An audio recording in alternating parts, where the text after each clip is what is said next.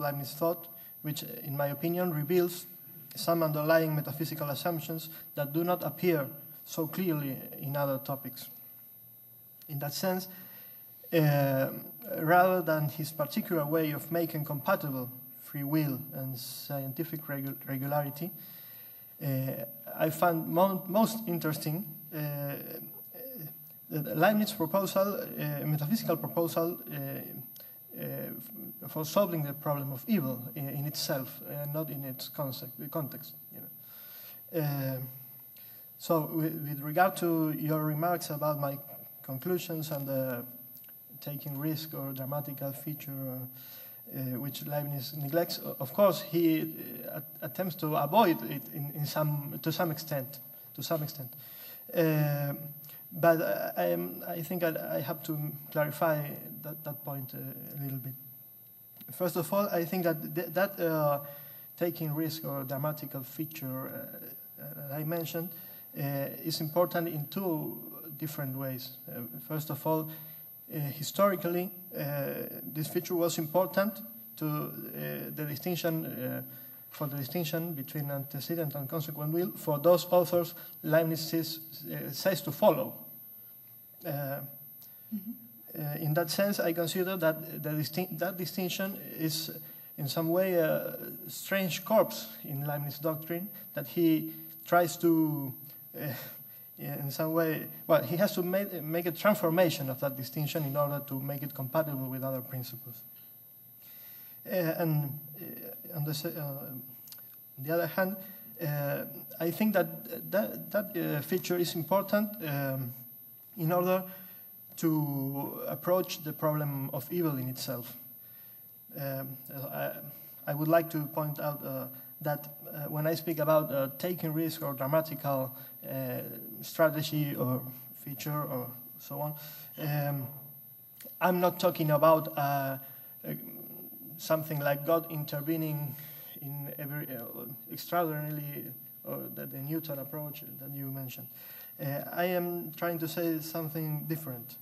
For dramatic or taking risk strategy, I mean a position to which the free will of the creature is such an important good that it is worth the possibility of the actualization of evil on the part of it, with independence of the greater goods which God could eventually obtain on the occasion of those evils.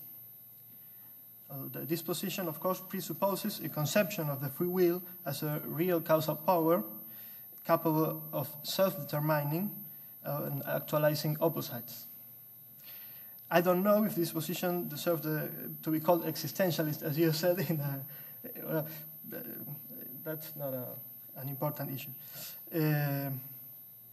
Well, I think that this strategy is not completely excluded from Leibniz's account on the problem of evil. And he makes an attempt to include this sort of a strategy within the broader picture of his real account of permission of evil, that is a very holistic one or a very utilitaristic or consequentialist one, I think.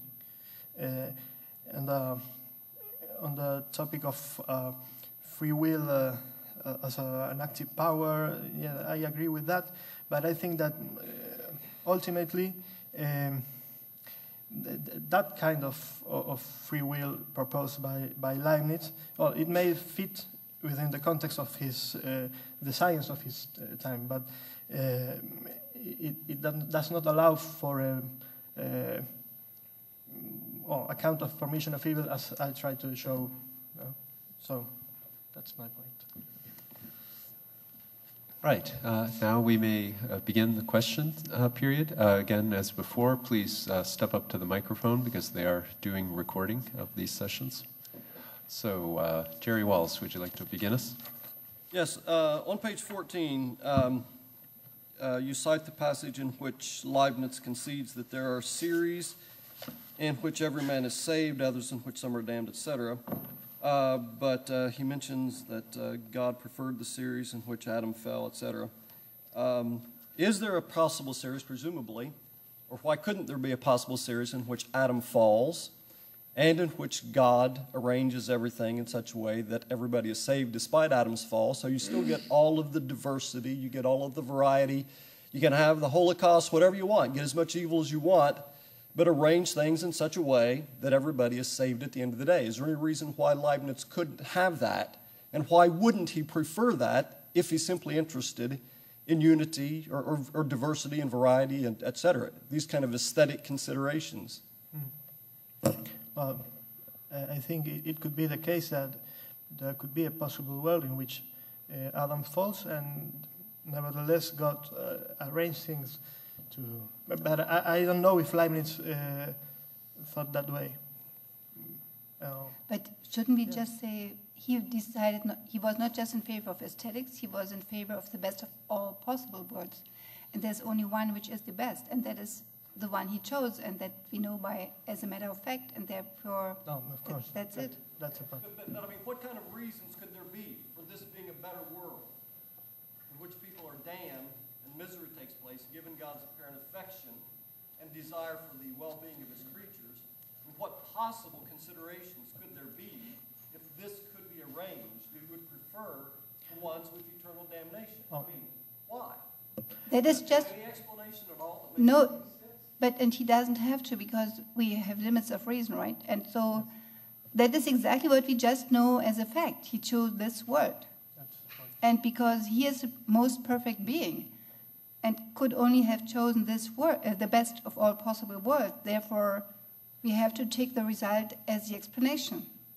This is the best of all possible worlds, and any other world wouldn't be as good as this one. This world is not perfect, but it's the best possible world. Okay. Scott. Okay, I know less about Leibniz probably than most people here, so this question is probably going to just betray my ignorance. But there was something that was in your talk here that was new to me and struck me as rather interesting, and it's the notion of divine wills in the plural. And you've got this text, the last text K on your handout, that talks about this, that God's will is called consequent in relation to other divine wills. Mm-hmm. And basically my question about this is just, does this create a worry does Leibniz worry about divine simplicity with respect to this issue of distinguishing more than one will in God? And because this was a new idea to me, so. I don't think so. There's a problem with simplicity in Leibniz thought. I think that given the every antecedent will tends to a possible essence considered isolated from the combinations.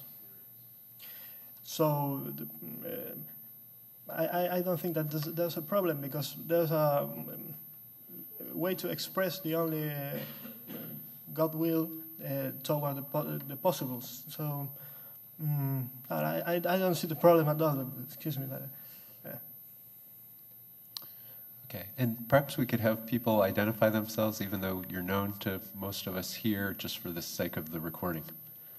Sure. My name is Seok-Jae Lee, and I am currently at Seoul National University in Seoul, Korea. Thank you, Agustín, for a very rich and interesting paper. I was wondering whether, on the account that you were giving, while I can see how the reality or the genuineness of the antecedent will, given Leibniz's other commitments, how it can be retained, if you pursue that route, whether there's enough room to secure the reality or robustness of the consequent will, mm-hmm. because the content of the antecedent will of willing to have all men saved seems to be so specified to the specific natures of any given individual within any possible configuration, such that consequently there doesn't seem to be much to will afterwards. Mm-hmm. Well, as I see the problem, and I didn't want to explore this thing. I see that the problem with the antecedent will is the same problem we have to understand composibility within essence.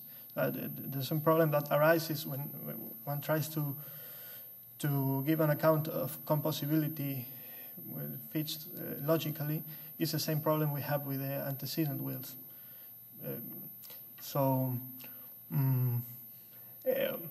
Well, I don't know if it is solvable. I think that Leibniz is not much specific when he's talking about composibility. Well, he says a lot of things, and there have been a lot of discussions between scholars, and I think that the same problems arises with the concept of antecedent will. So I don't know if I have the answer to you. Okay. Yeah. The question wasn't whether we could come up with a proper understanding of what it would be for God to form the antecedent will on your account. Yeah. I think I'm willing to give you that, but if that's given, then the relevant distinction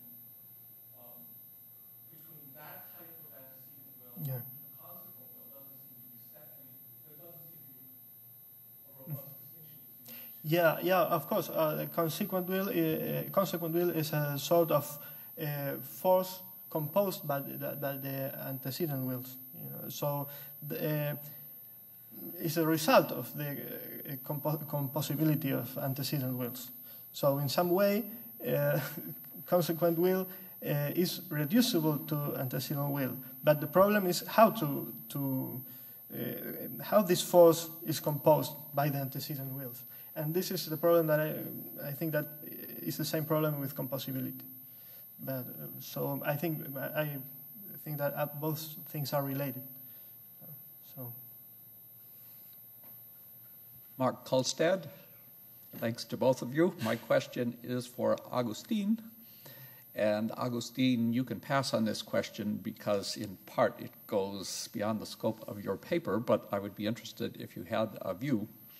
I appreciate what you just said in answer to Sakje because it is intimately connected with my question, which is about antecedent and consequent wills. Your remark just now about the consequent will being a result of a kind of some difficult combination of the antecedent wills is very close to what I am thinking about. And the element I want to bring to the table is that it looks to me very much as if there is a parallel structure between Leibniz's treatment of antecedent and consequent will in God and Leibniz's treatment of the infinity of perceptions and appetitions involved in an individual created substance at each moment, and the resultant action at each moment, single action, in one sense, arising out of the conflict of those often competing appetitions. So since there is a question about the relationship between the substances that are created and the substance that is God, do you believe that Leibniz has in mind for God a structure of appetitions and perceptions which is essentially the same as in a created substance? Well, that's a very difficult question to answer. I think that in some way the conatus, which each substance expresses and develops, it's in some way identifiable with God's antecedent will in some way. God antecedent will is God's conatus to want every possible being, and the result of the conflict of conflicting conatus because of composibility leads to the exclusion of some perfections in the creature in order to make the best composable set of things. And so in some way, the conatus, the created substance, in the created substance is a result